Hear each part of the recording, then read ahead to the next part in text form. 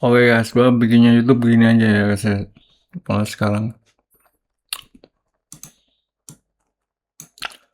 Soalnya gue punya semacam kesulitan buat generate idea buat YouTube gue.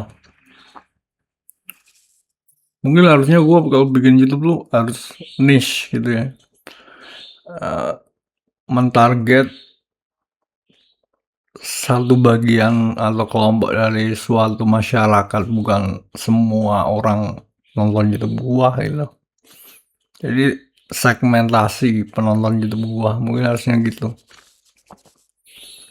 Jadi karena gua menyasar target yang luas itu, gua jadi kesulitan buat nemuin ide buat konten YouTube gua.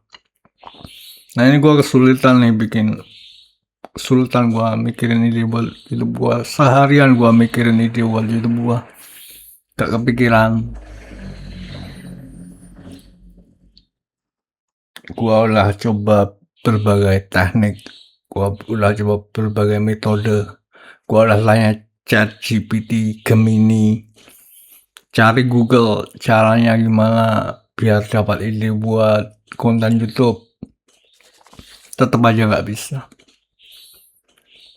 tetap aja sulit nemuin ide buat dijadiin video YouTube tuh sulit. Jadi bikin YouTube tuh susah ya sebenarnya. Kalian lihat gua ngomong ini ya, kalian pikir ini mudah? Enggak, ini susah. Kalau mudah, kalian pasti udah bisa melakukannya. Tapi karena ini susah, gak semua orang mampu melakukannya.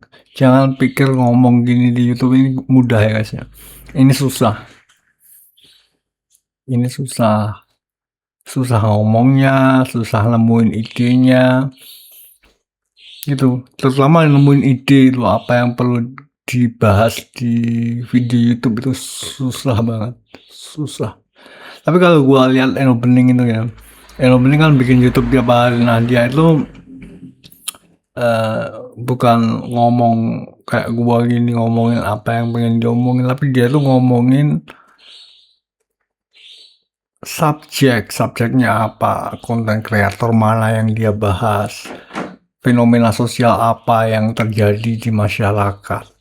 Jadi dia ngomongin subjek. Kalau gua nih, subjek gua apa? Masalahnya gua tuh market gua luas, jadi gua gak punya subjek tertentu. Kalau gua ngomongin Ferry Irwandi, nah itu cocok buat market ini, tapi market ini gak bisa relate.